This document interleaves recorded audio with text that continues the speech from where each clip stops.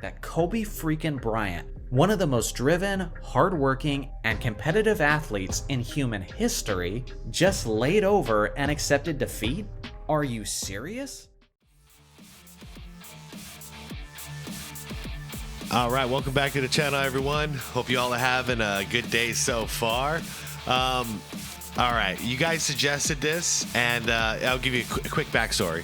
So I was reacting to a Kobe Bryant video, and it was regarding his cold nature towards Smush Parker. And as you guys know, I always, to the best of my knowledge, I give Kobe his flowers, but I'm also critical, just like I am with Jordan and all my favorite players, critical of the mistakes they made along the way. And, you know, I regard their failures as much as I do their successes. I think that's part of the story of great athletes, great basketball players, etc. I think it's all part of the story. It's part of the triumph. But when I was talking about what happened in, I believe it was 06. Let me see. Yeah. Game 7 of the 06 playoffs against the Phoenix Suns, where Kobe refused to shoot the ball. I have my stance on it, and I say that he quit. You know, he was more into proving the media wrong because they were calling him a ball hog. So he was like, all right, let's see how everybody else shoots then if you don't want me to shoot. So my take was he was too caught up in that, and he didn't think about winning. And it was a big stain on his reputation in my mind. However, a couple of you in the comments of that video told me to check out this video. This is called No, Kobe Didn't Quit. And this is a video from Johnny Arnett. And I trust Johnny Arnett. He does his research, and he's I like to call him the truth seeker. So he has his opinions, but he does base everything, pretty damn factually as best you can. So we're gonna check this out. You guys wanted it? Let's do it. If I change my perspective by the end of this, I'll eat my own words and I'll admit it. But I gotta tell you right now, it's gonna be kind of hard because I witnessed it all, and it really seemed to be that cut and dry. That was a reaction to the media calling him out and calling him a ball hog. So he just stopped passing, or he stopped shooting. And it was a terrible time to do it. But anyways, as I always do, I'm going to link the original Johnny Arnett video down below. If you guys want to check out that video, check out his channel. Highly suggest it. Everybody else, please leave this video a like. It helps out. It helps the videos perform a ton. So if you can do that now, I really appreciate it. Thank you. And if this is the truth, let's get it out there. All right, here we go. Here we go to the best intro in basketball YouTube. See, thought I wasn't going to say it. I think I did miss it once. Best fadeaway. Dude, Johnny never changed that intro. Let me start off this video by acknowledging the purple and gold elephant in the room. I am a lifelong Lakers fan, and I have made it very clear numerous times on my channel that Kobe Bryant is my favorite player of all time. So although I don't think I'm being biased with this opinion, it's still entirely possible. Maybe it's my own subconscious bias that's inspiring me to get this point across. But okay, and I'll meet you at the same level. 2006, I was a Kobe hater because the rivalry between the Suns and the Lakers. So I also might be biased in my position here. So let's see if we meet in the middle at all. Again, I don't think so. On this channel, in front of thousands of listeners, I've been critical of Kobe numerous times. For example, I believe his selfish Finals MVP aspirations was the biggest reason the Lakers lost in the 2004 NBA Finals. I believe the Lakers defense. Making Kobe the highest paid player in the league after he tore his Achilles and was his mid-30s was one of the dumbest decisions the organization has ever made. And I also believe that Kobe's final 3 seasons after his Achilles tear was some of the ugliest basketball I have ever seen from a superstar player, as he shot only 36.6% in those last 3 seasons, while being among the league leaders in shot attempts per game. Fortunately, his 60-point farewell game kinda washed away the memory of just how bad those final 3 seasons were. Fair enough. So like I said before, although Kobe Bryant is my favorite player of all time, I at least try to be as objective as possible when talking about the game of basketball in general. Okay. So now for the topic at hand. Many people, and maybe even the majority of people who watch basketball, believe that Kobe Bryant quit on his team in Game 7 of the first round in the 2006 playoffs against the Phoenix Suns. The reason I don't say quit on the team, but you guys, I already made it clear, my stance. people believe this is because Kobe was publicly frustrated with the Lakers organization at this time, due to the lack of a solid supporting cast. Heading into the second half of Game 7, the Lakers were down by 15 points, and in the second half, Kobe was extremely passive and seemed reluctant to shoot the ball. After taking 13 shots in the first half, Kobe only took a total of 3 shots in the second half, and the Lakers ended up losing the deciding 7th game by a whopping 31 points. See, it's going to be a hard case, Johnny. The guy who shot the most in the league at the time, only shooting 3 shots in a second half on a Game 7. It's an uphill battle for you, but I mean, I believe you. I believe you got something for me here. Given the fact that Kobe was a natural volume shooter, it seemed incredibly out of character for him to be so passive in the second half of a crucial game. So because of this, a narrative was firmly established that Kobe quit on his team in Game 7 of those playoffs, and it's a narrative that still regularly circulates in basketball discussions to this very day. 100%. Now, for myself personally, I don't believe this narrative in the slightest, and I never have for that matter. As someone who watched every Laker game that season, I believe there is a legitimate reason why things played out the way that they did, but it requires the full context of that season. So if there's any video of mine that you watch till the very end, I ask that you would make it this one. So let's get into it. Like I Agreed. mentioned before, back in my teenage years, I religiously watched every single Laker game. And I mean every single Laker game. If people ask me to go out to dinner, sorry, I can't. There's a Laker game tonight. Friends invited me to a youth group event. Sorry, I can't. There's a Laker game tonight. The girl I had a crush on invited me to her place. I would love to tomorrow, but there's a Laker game tonight. Bro. So with that being said, I vividly remember the themes and the talking points throughout that season. One of the themes was this. When Kobe wasn't scoring as much and he got his teammates involved, the Lakers tended to win games more often. This was a constant talking point during the Lakers pregame telecasts. Yeah, it was it was media. It was a response to the media. I'll finish my take by saying it reminds me a little bit of Wilt Chamberlain when he stopped focusing on scoring because everyone said that's all he can do is score, and then he started scoring much less and he became an all-around player. But he didn't do it to win. He did it to shut the media up, and that's one thing I never liked about that. And I felt like this is a very similar thing that Kobe was doing. Like, fine, I'll just pass. You know, somebody else can score. Back then, on the Lakers' local broadcast on Fox Sports Net, they had a pregame segment called Philosophy 101. It was a consistent pregame event where the Lakers head coach Phil Jackson was being interviewed by Bill McDonald. I never heard of this. Before he was the Lakers' official play-by-play commentator. Throughout the season, Phil was constantly preaching about the Lakers' need to get Kobe's teammates going as well. Although Kobe averaged 35.4 points per game that season, Phil Jackson understood that the Lakers' best recipe for success was to play a free-flowing team game. And to be honest, this has always been a major coaching tactic throughout Phil Jackson's career, as the triangle offense is one that requires plenty of ball movement, and one player constantly scoring in isolation plays is a disruption to that offense. I agree. And, you know, that's why Michael Jordan, a lot of times, the first half, he'd be getting his teammates involved. And then the second half, if it's close, then he would take over. But Johnny, this is the opposite. This is him becoming passive in the second half. In 1989, when Phil Jackson replaced Doug Collins as the head coach of the Chicago Bulls, he asked Michael Jordan to decrease his scoring and share the basketball more in order to win more basketball games. In 2003, when Kobe scored 40 points in 9 straight games, Phil asked Kobe to put an end to that streak so they could get Shaquille O'Neal more involved in the offense. And again in 2006, Phil was constantly telling Kobe that he needed to trust his teammates more in order for them to be successful. 100%. And you know what? Based on the evidence we have from the Lakers' 05 to 06 season, Phil Jackson was right.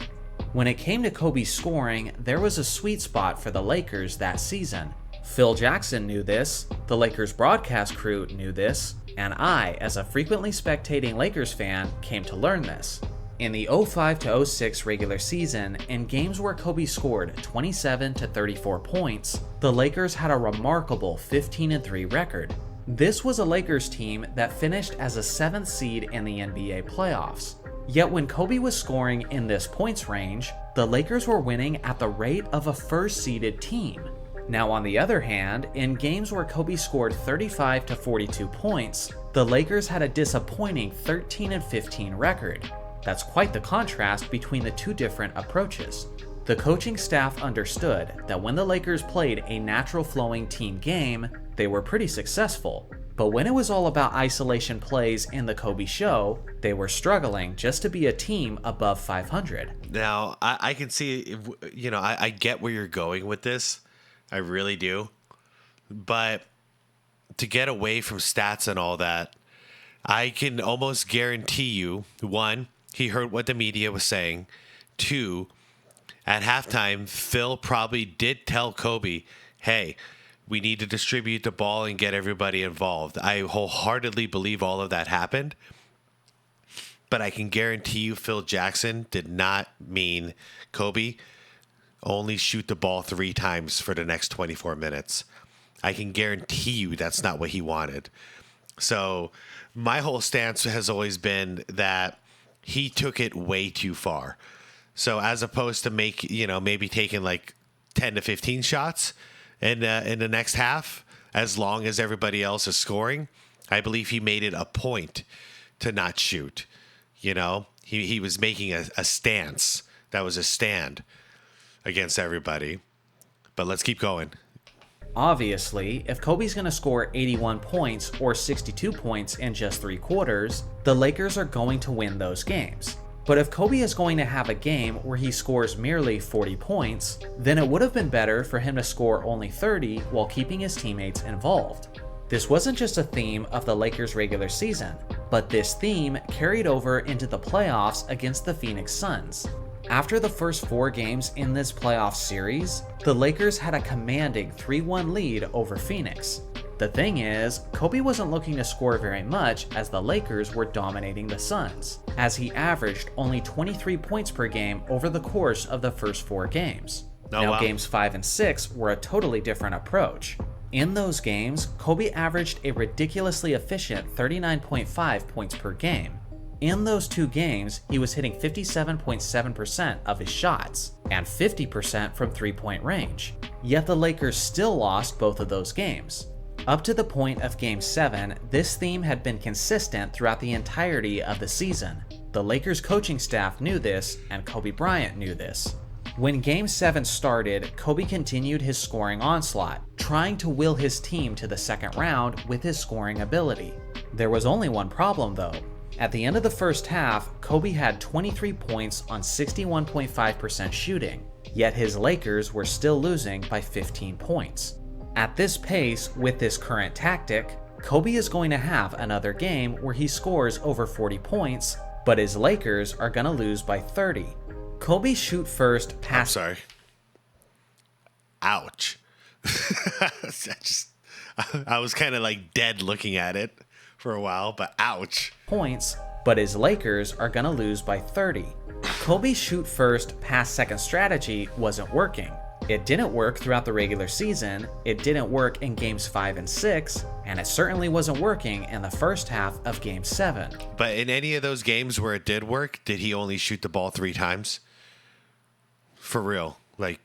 So when Kobe came out in the second half of game 7 looking to pass the ball, I didn't see a player who was quitting on his team by being passive. No, I saw a player who knew that what he was doing up to this point wasn't working, so he tried the exact opposite.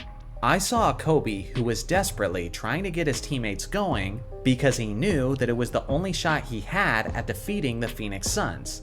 Now obviously, this tactic didn't work either, as Kobe's teammates only shot 33.3% from the field in the second half, and the Lakers ended up losing by 31 points. Now here's the thing, this wasn't just my observation after watching Game 7, but this is pretty close to Phil Jackson's and Kobe Bryant's explanation of what actually happened. Take a listen. Okay. Well, we wanted to get back in the ball game. We're running stuff through other guys. Nash was a little bit banged up. We're trying to, work at that end of it, trying to go inside to Lamar, get an inside-out game, and Kobe just sat on that game and let the other things happen. And Wait, what? Game and Kobe just sat on that game and let the other things happen. And Kobe just sat on that game and let the other things happen. What do you mean by that? Because that's Phil Jackson. He always has some kind of hidden meaning to everything he says.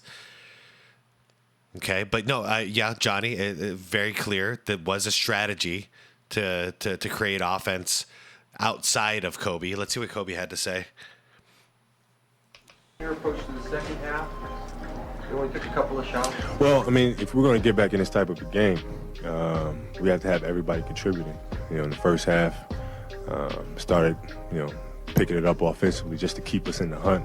In the second half, when we're going to get back in these type of games, everybody starts getting in the rhythm. Then everybody gets pumped up about the game. It just didn't happen for us. So now you're trying to tell me... Well, before you keep going, let me gather my own thoughts. So obviously it was a clear and concise strategy. I believe that the whole time, that was Phil's strategy. I still can't get over it though, man. No matter what, there's no way the strategy was for Kobe to only shoot 3 times. I can't believe that. Not from the biggest volume shooter we possibly have ever seen. That Kobe freaking Bryant, one of the most driven, hardworking, and competitive athletes in human history, just laid over and accepted defeat? Are you serious? Kobe is one of the last people that I could ever envision doing that, based on his personality and his reputation. Agreed. Guys like that don't just lay over and quit due to pettiness. For me, it's way harder to believe that a highly competitive person made a complete out-of-character action by quitting on his team than it is for me to believe that Kobe being passive was his desperate attempt to give his team a chance at winning the game. But at the end of the day, that's just my thoughts. What are yours?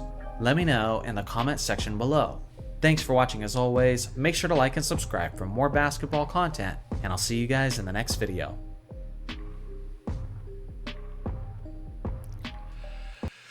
Well, I mean, first of all, great video as always. I think my stance is still pretty similar though.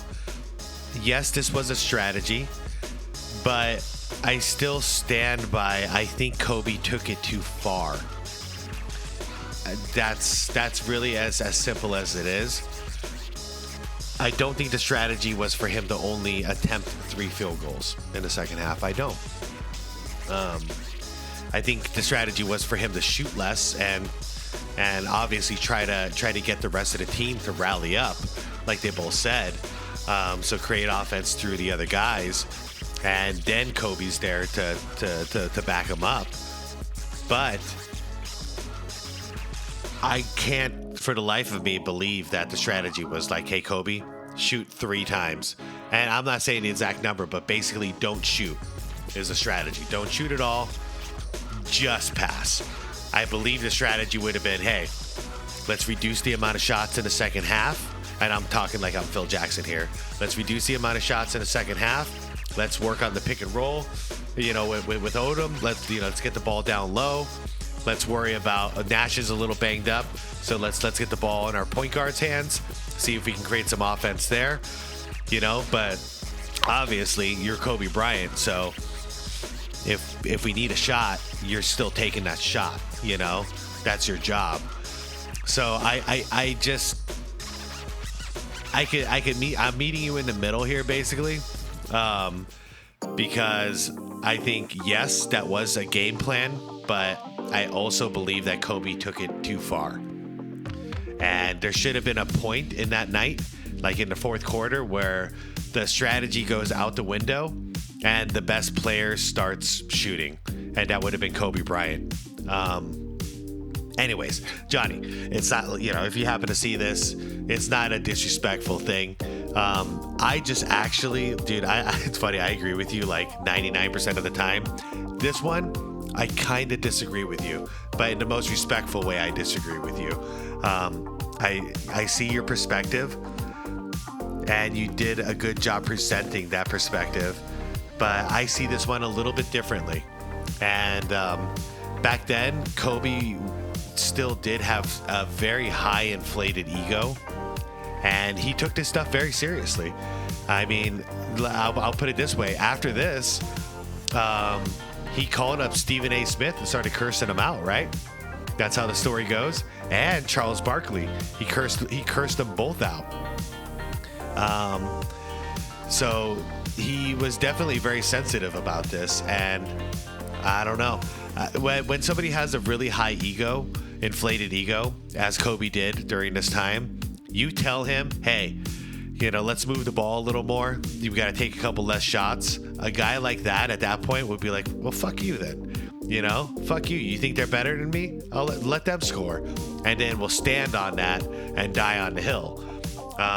That's why I didn't like Kobe in his early years. I didn't, because I saw him as this guy who was thinking more about himself than he was about the team. And it was right around this time. This actually might have been the turning point. And I think this was the turning point for him, where he flipped. And then all of a sudden, he became a great team leader, a great captain. Him and Phil Jackson had a harmonious relationship, and the success followed as Kobe was running the offense, the triangle better, getting more people involved, and it was more of a natural flow. And then once you got him Pau Gasol, the rest is history. But that's the way I see it. And I totally respect how you see it. So if you do happen to watch it, just totally understand. I'm not like attacking you. We all have our opinions. We both watched this game live too, Johnny. So that's the funny thing. Except for I'm watching as a Suns fan in Arizona, and you were watching as a Lakers fan in Los Angeles. So what are the odds of that, man? Anyways, shout out to you, bro. Great video. Now it's time, okay? Because, me and Johnny don't agree with this, you guys. So now it's time for you all in the comments. Get down there. Let me know what your thoughts are. I'm very curious about what you all have to say about this and what you witnessed and what your opinion is. And yeah. All right. Looking forward to the next video, Johnny. My fans sent me here. The comments sent me here to watch this one. And here I am. So everybody, thank you for watching. Go check out Johnny's channel if you haven't yet. Fantastic channel, fantastic content. Leave this video a like on your way out if you don't mind. That way we can get it out to more people, and we can get more people in on the debate in the comments. And subscribe to the channel if you want more content like this. I will see you all later. Thank you for watching, and peace out.